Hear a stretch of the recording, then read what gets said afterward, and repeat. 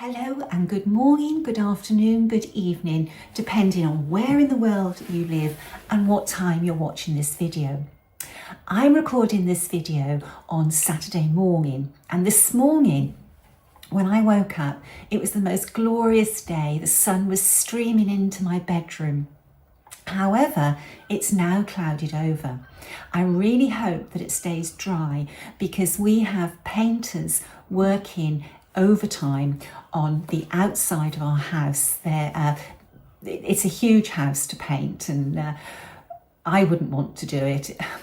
They are actually working outside the windows of my studio on scaffolding, and all I can see when I'm looking at this camera, just behind the camera, there are windows and there's two men working, and actually they're smiling at me now. It's most off-putting.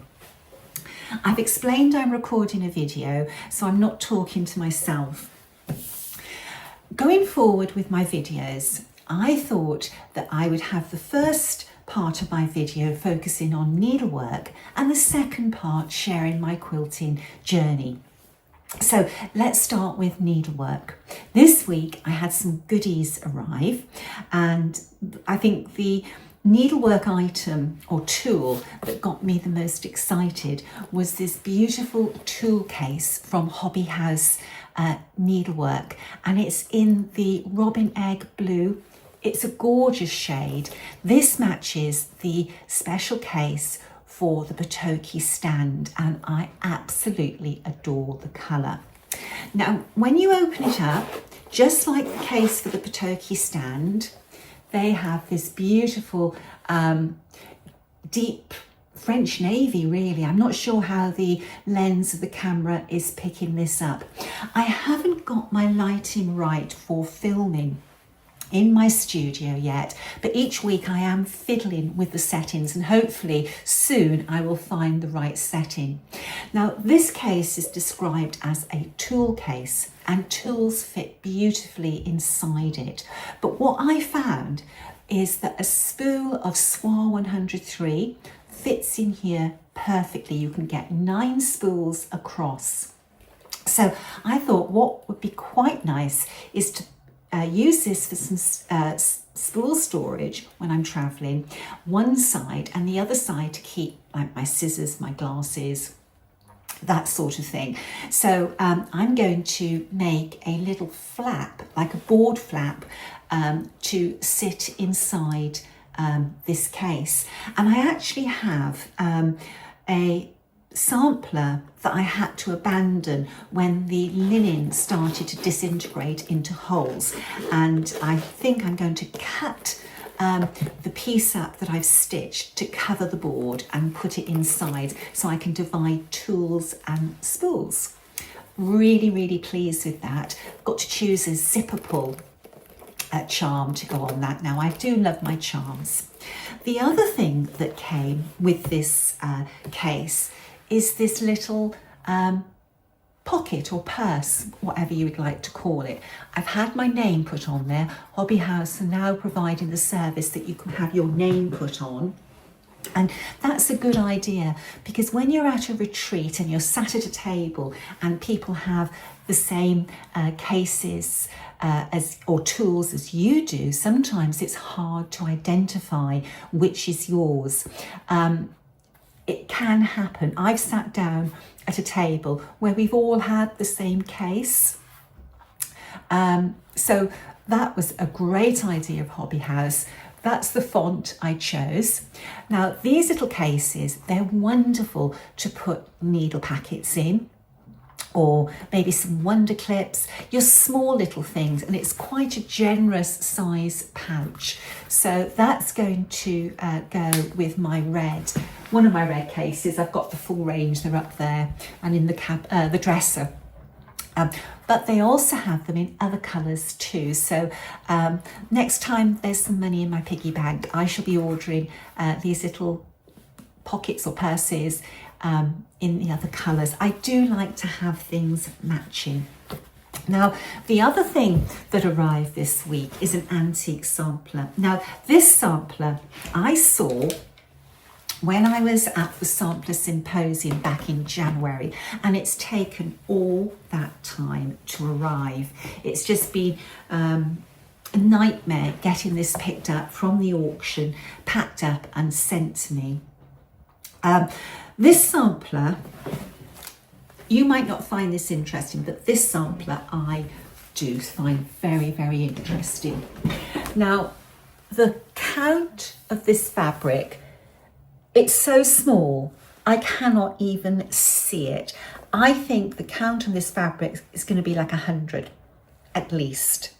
It's way, way over 80. The stitching on this little sampler is a masterpiece. Oh, that's not showing very well, is it? I'll see if I can take a photograph of this, a close-up photograph, and insert into the video. It's, the lines on this sampler are so clean, it's so elegant. Now, I didn't buy this to reproduce. I bought this because I wanted this as an example in my private collection of very fine marking. This is probably the finest marking I have seen. You've got uppercase, a lowercase, the numbers, uppercase, this beautiful, beautiful font here of uppercase, and again repeated in the numbers. Then it starts to get smaller, and it is really just exquisite. I love this row of alphabets at the bottom. A lot of people think that alphabets are boring, but alphabets are the foundation of samplers, the schoolgirl samplers that we see. These samplers had a purpose for marking. It was stitched by Martha Jeffries at Brent House in 1826. Now I'm going to send this off for conservation because it deserves it. It's such a fine example of exquisite marking. Now, when this came up for auction, this was described as an orphan sampler, but it wasn't an orphan sampler. The auctioneers had researched Brent House and saw that at some time in its history that it was purchased by the Salvation Army, and it was a home for young girls or older women having babies out of wedlock, for unmarried mothers. And the children, some of them went into an orphanage run by the Salvation Army. But the Salvation Army hadn't been formed in 1825. This is so small, it's really hard to see. So I knew that from researching a previous sampler. So I went on the internet to have a look about Brent House, and there's quite a bit of information about it. I haven't researched Martha Jeffries. I've got that treat yet to come. But with Brent House, I looked at it because I knew the auction information was wrong about it being an orphanage. Now, in 1816, October the 13th, there was an advertisement in Bell's Weekly Messenger, and it said, "Young ladies are liberally boarded and educated by a lady who has a commodious and highly respectable residence, eligibly situated at Brentford, where every attention is devoted to health, morals and improvement. Young ladies bereft of parental protection will find that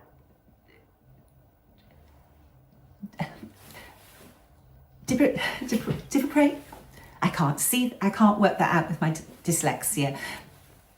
Tenderly supplied. Families arriving from the East and West Indies or resident there, parlour boarders are received on moderate terms." Now, this was a place that people who were in the colonies could send their daughters to be educated back at home in England. And a parlour boarder is defined as a privileged category of pupil at a boarding school. Parlour boarders are described by a modern historian as paying more than the other pupils, in return for which they got their own room. It's so interesting. So this sampler was not stitched by an orphan, but a well-to-do young lady. I'm really looking forward to doing some research on that sampler. This week, I have carried on sorting out my studio. It's taking me a lot longer than I thought because I'm sorting everything with care.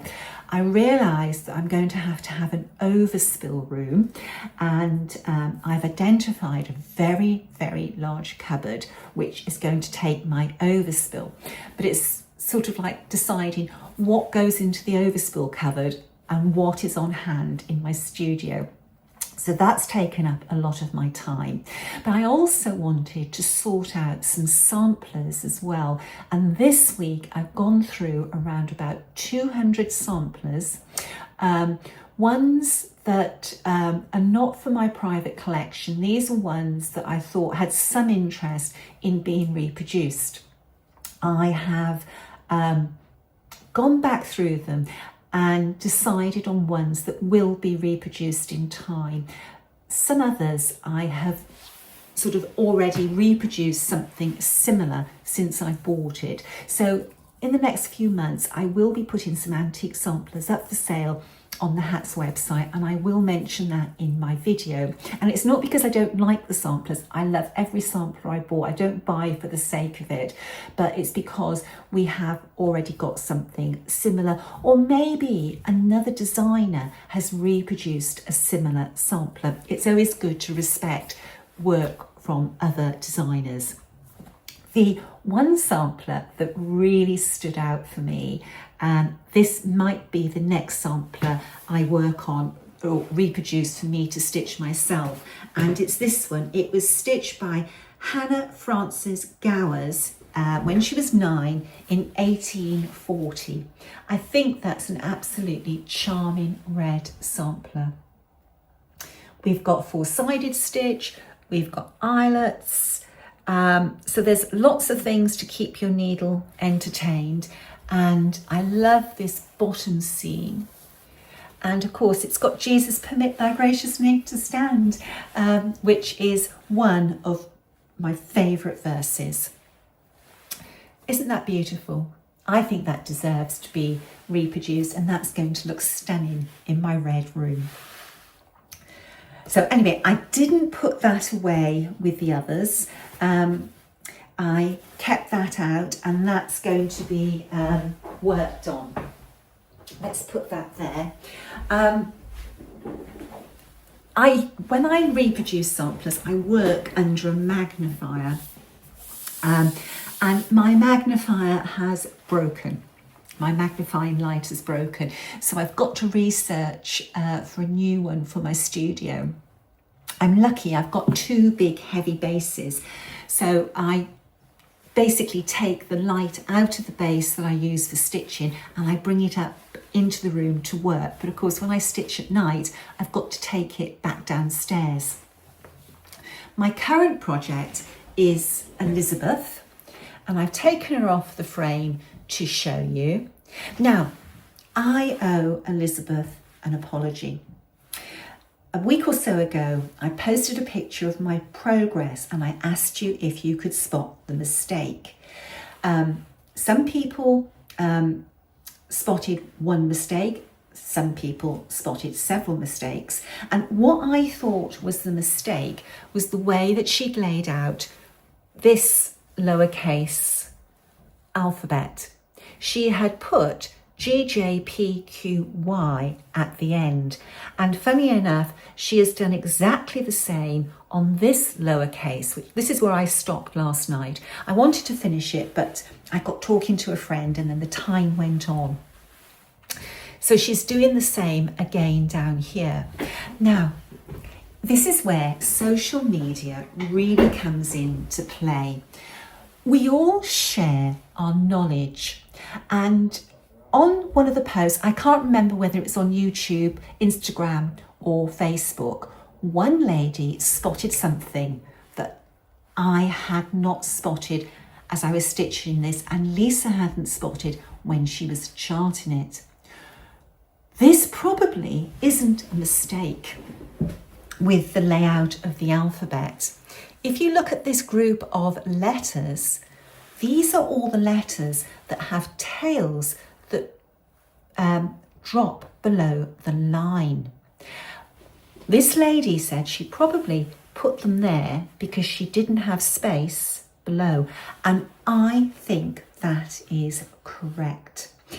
So well done to that person for spotting that. It was something that had not occurred to me or to Lisa. It's good to share knowledge. So apologies to Elizabeth.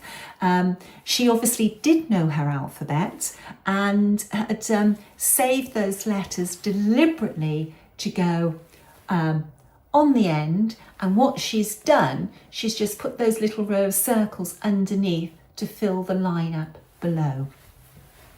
I hope to spend some more time on this. I literally only had one stitching session on this sampler, and that was last night.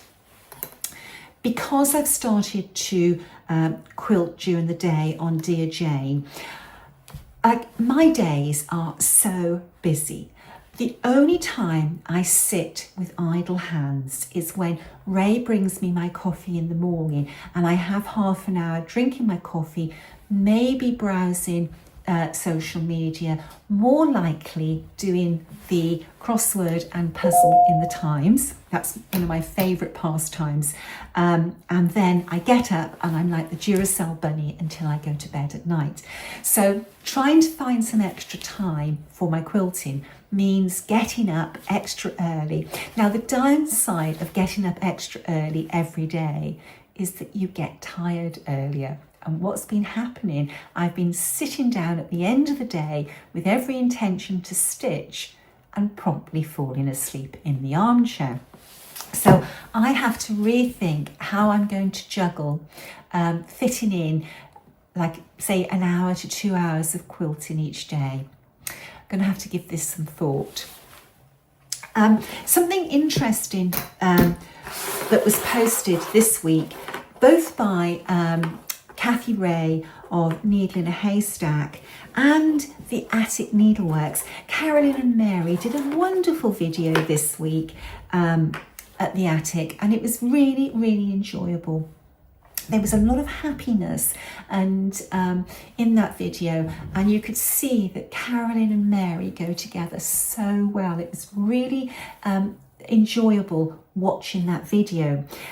The Attic have announced that they are now stocking the range of Soie 103 threads over-dyed by Painter's Threads. These threads are beautiful. Now, there are 40 colours in each range. So you've got, just for example, because there's a lot of different ones, you've got 40 colours in Soie d'Alger, 40 colours in Soie 103 and 40 colours in Soie Saphine. Now, I happen to have the Saphine out at the moment, so I'm going to show you the Saphine, and I'm just going to show you some of these colours. Look at the changes in that. There's something very special about the way that these have been over-dyed. The way the colour changes as you stitch with it, it's very different to some other variegated threads. Really beautiful, beautiful job. Look at the tree. I hope this is coming out with these lights. What I will try to do is take a photograph and pop this in the video. That is scrumptious. If you're doing fall stitching, that is really, really beautiful. I've used Hopper in a border for Rebecca Austin, and that was just gorgeous. There's actually a lot of green in this, even though maybe you don't see it the way that it's wound on the spool, but the green really shows through on that. And these are just some I pulled out of the top of the box I've got. I've got the whole range in there. I've just randomly pulled these colours. That's gorgeous. And one more green. I'm using the painter's threads at the moment to stitch Elizabeth. And what I love is that this is a perfect match to the original sampler. The original sampler has some overdye in the red. Now, the overdye isn't necessarily hitting in exactly the same spot, but can you see there, you've got that little flash of deep, deep red, almost black. And this is what is in the original sampler as well. And every now and again you get that. It's come out on the tail of the pea as well. So pleased with that. Now, the Soie 103 threads in the painter's range up to now have been 150 metres long. And Kathy Ray posted that they are now starting to bring out the Soie 103 painter's threads in 50-metre lengths. In Europe, Overa Soie produce Soie 103 in 150. They too are now starting to bring out the Soie 103 in 50 metres for European needleworkers. I love having the 150 because we burn through silk like no one's business. We really, really do. But it's maybe more affordable for you to buy the 50-metre spools. And as Kathy Ray said, they are now starting to produce those. The sources of painter's threads that I know of in the US is Threadnuts, who are the distributors, and they have a website that the public can go on and buy from. Kathy Ray has always stocked painter's threads. Hobby House Needlework has them in stock, and now the Attic has as well. Enjoy them and try them. I particularly love the Waterhouse for stitching black samplers. Even though it doesn't look black on the spool, it stitches up as black. And the Matisse is just really lovely for a monochrome red sampler. I've used 4 of the painter's threads in Rebecca Austin because she had some variegated threads in her original sampler, and it was joyous to use and to follow those beautiful variegations. Okay, so what else have I got to talk about? Now, there was something I wanted to mention, but it's gone.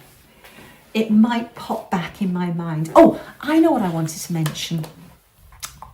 Somebody raised a question on one of my YouTubes and asked me to talk about glasses for stitching. Now, all our eyes are different. What works for me is not going to work for you.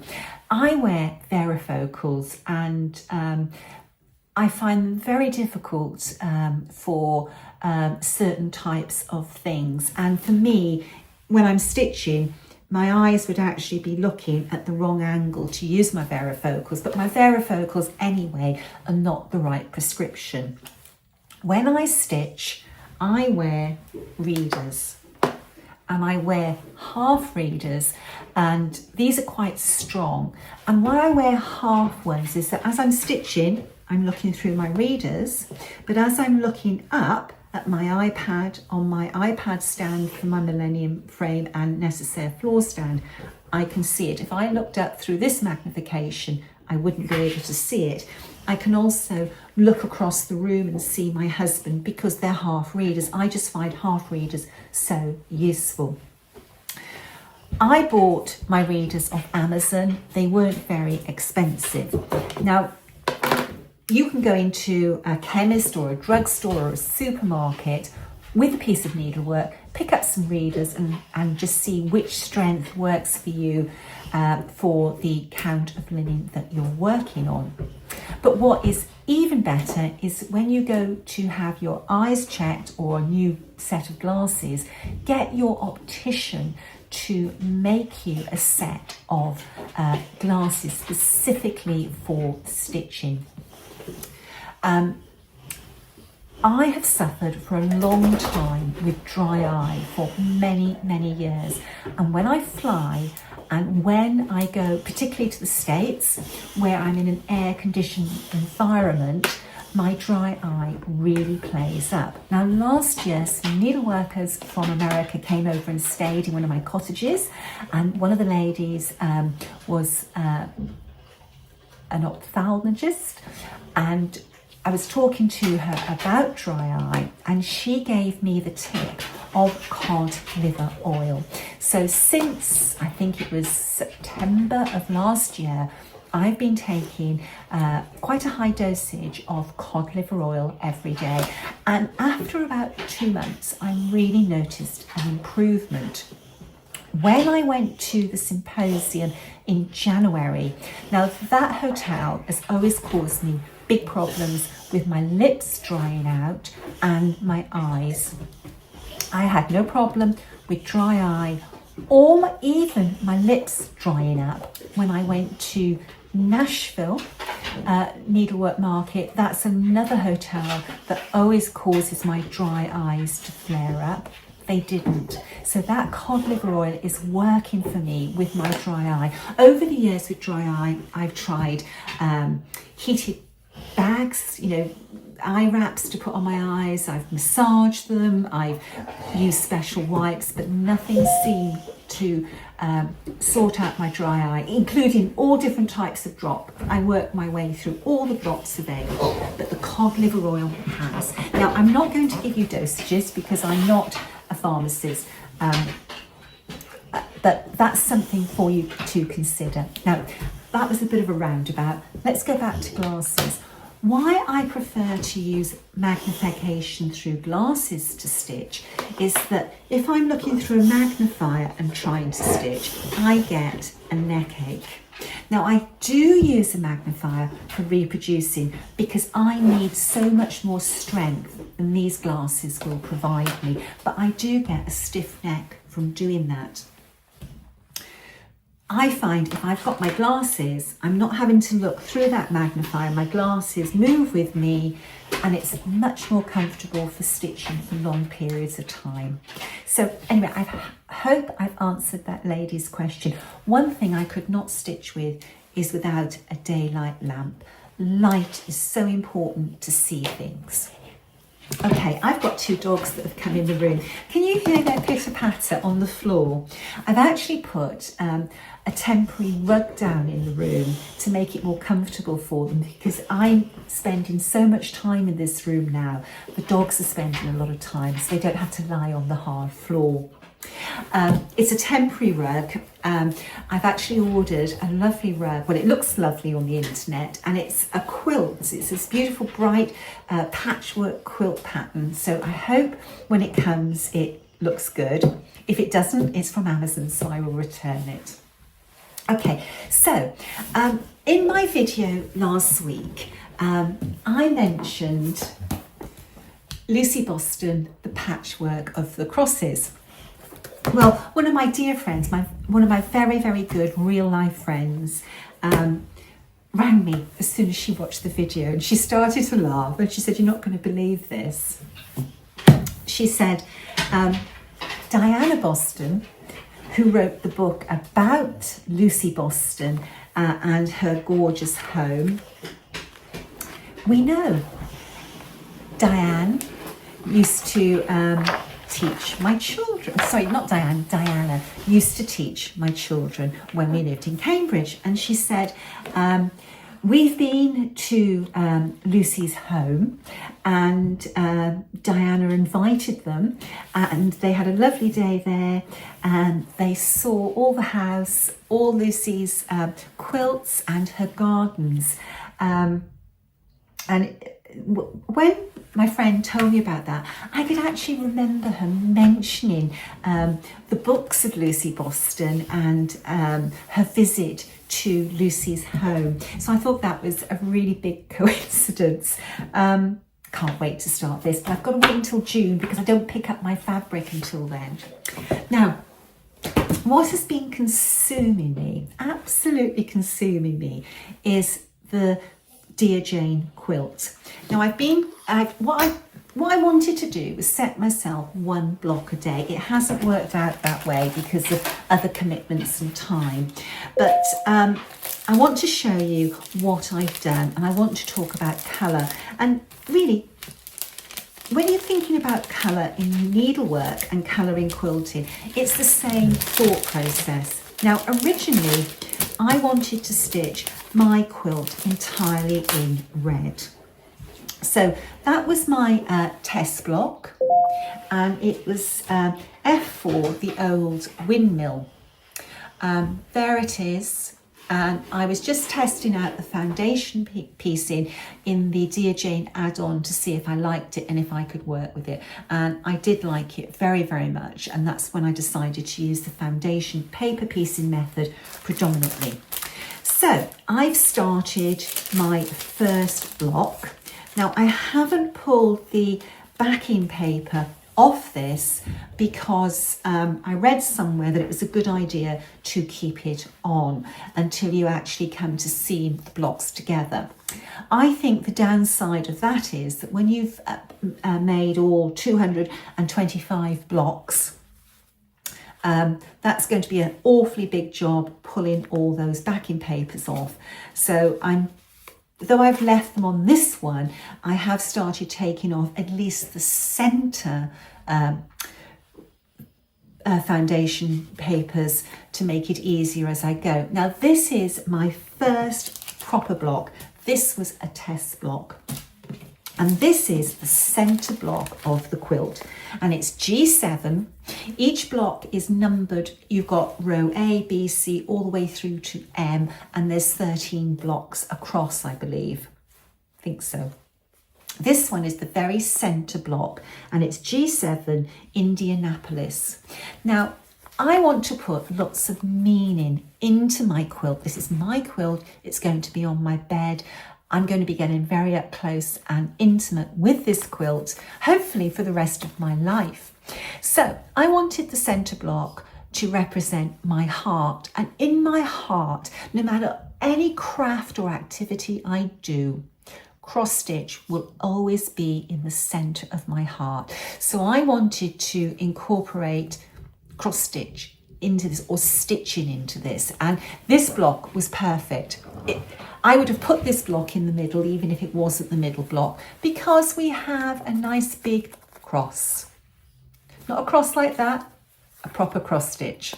So what I decided to do was I fussy cut these little flowers. Now, normally I would have done these flowers and I would have moved them 45 degrees, so that was the angle, but I did them this way because the petals are falling in a cross, plus you have a cross. If I had fussy cut them in that orientation, I would have lost the cross stitch part of it.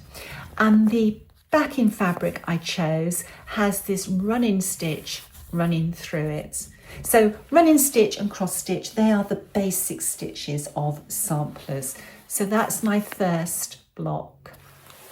Now, my next block that I made was this one, I think. Now, just one moment. This was the first attempt at this block. Looks pretty good, doesn't it? But there are 2 mistakes in this block. Can you see where those mistakes are? Oops.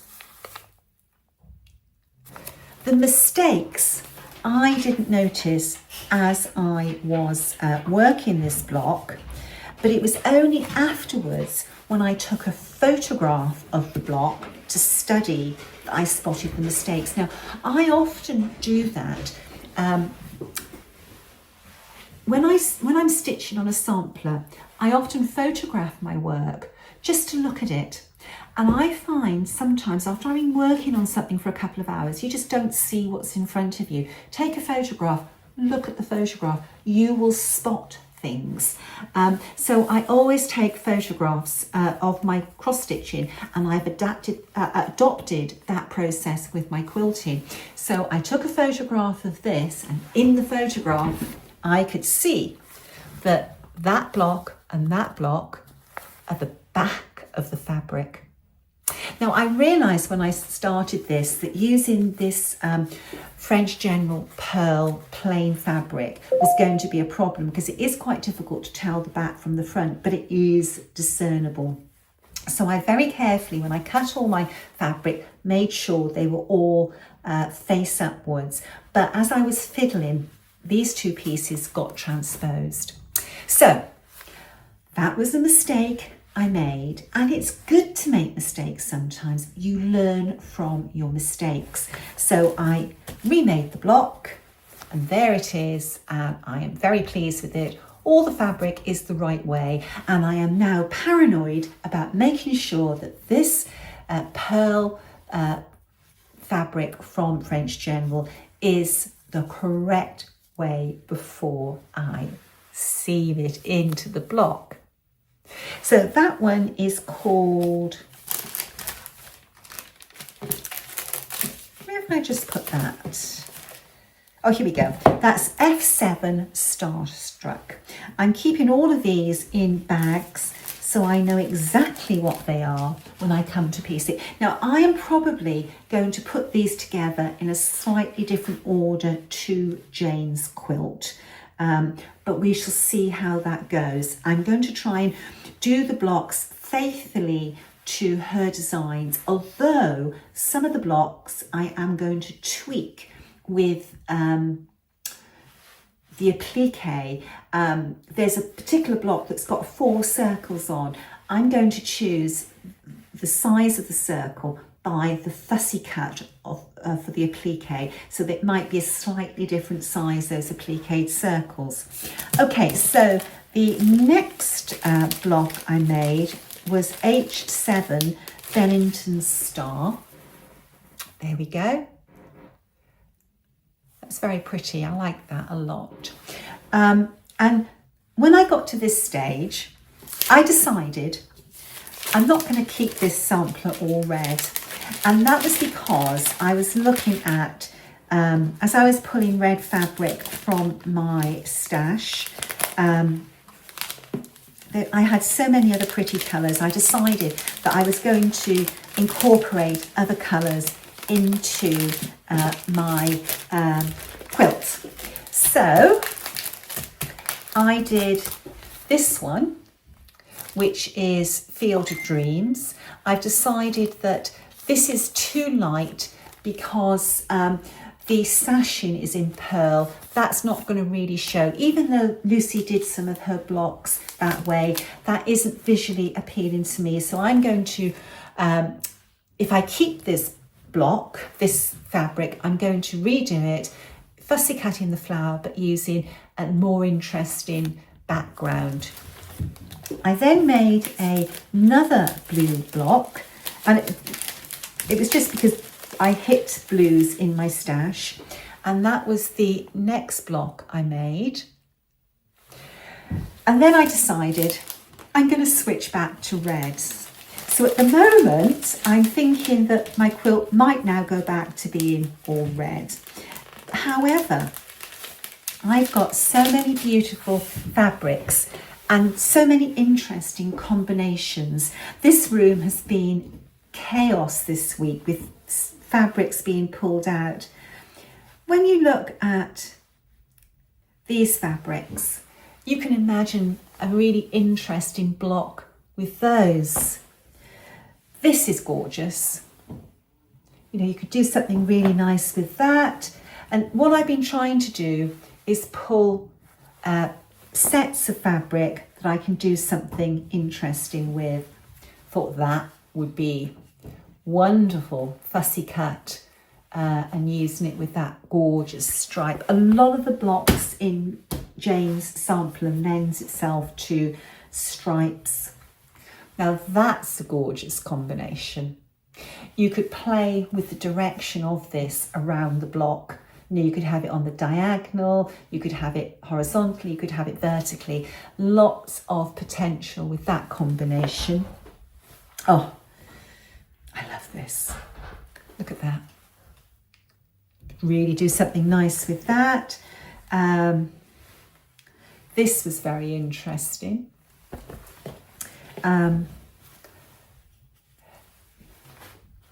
Reminiscent of Civil War, but also very funky and modern as well. I have got stacks of fabric. There's what, 1, 2, 3, there's 4 piles that high on my table. There's piles on the edge of my dresser here, and that cupboard has been out and back in so many times. Anyway, after I decided this quilt was going to change the colour, I made this, and I was just going through the blocks thinking, what fabric have I got that's going to look nice in that block? And this is the one that I made going back to red fabric. I just thought, oh, that's perfect to showcase that flower. And this is my favourite one to date now. And it's B for Chris's soccer field. So at the moment, even though I've got 2 blue blocks done, I've got loads and loads of, not just only blues, but I've got some beautiful duck eggs, soft greens, and I've got many other colours. In that cabinet there's a rainbow of colours. I think I'm going to go back to, you know, all different shades of red. In this one, because there's 2 shades of red, I've used the French General faded red here and here, and then I've used rouge on the outside to replicate how those reds work on the inside. This needs a little bit of a better press actually to get that point right there. So there we are, and that is foundation piecing. That's the paper, and you sew along the lines in the right order. That's how you do foundation piecing. If you haven't quilted and you're a little bit daunted by it, go onto YouTube, watch some videos on foundation piecing. There's lots of free little blocks that you can download and practice. It does give you really accurate points. I wonder when I come back next week if I've gone back to making this a multicoloured quilt. We shall see. I've decided that I'm just going to quilt away. I'm not going to plan shades of red around the blocks. I'm just going to do the blocks in the fabrics that appeal to me, and then when I put them all together on my quilt wall, I will move the position of the blocks to get the colours harmonised. That's the best way of doing it. I'm not reproducing Jane's quilt, so it doesn't have to be exactly as she worked it. This is my quilt based on Jane's. Okay, talking of quilting and studios, in my when this room was a studio before, I had a wall that was a quilt design wall, and basically I had got this big piece of insulation board that was left over when the house was when we converted the house back from apartments into a house over 20 years ago. It was left over, so I grabbed that from the builders and I put some quilt batting over it, pinned it all into place, and that was my design board. I haven't got room for it in this studio because I've got, you know, big chunky furniture. So I was thinking about what I was going to do, and I have decided to have a roller blind made with quilt wadding or flannel, and the roller blind will hang from the ceiling here, and then when I want my quilt wall down, I can roll the roller blind down. And I was thinking, I don't know if this will work, if I have the roller blind back to front, so the front of the blind is facing that way, the back of the blind is facing this way. When I roll it back up, maybe I can actually roll my quilt blocks on it, and then they will just go on the inside of the roller, a little bit like when we roll our fabric on our Millennium frames. I don't know if that's going to work. I've been looking on YouTube about how to make your own roller blind, and it looks like you can just get some plastic, rigid plastic tubing, and you can buy the little mechanisms that make it a roller blind from Amazon. I think I'm going to have a go. My plan is to Velcro the plastic tube, put the other piece of Velcro on the wadding or flannel and attach it that way. And then at the bottom, I'm going to make a hem so I can put a wooden slat in to give some weight so that when I drop it down, it will hold straight. We shall see. It's an idea. It may work, it may not work. Okay, I think I have been talking a long time. So I'm going to say, stay well, stay safe. Bye-bye.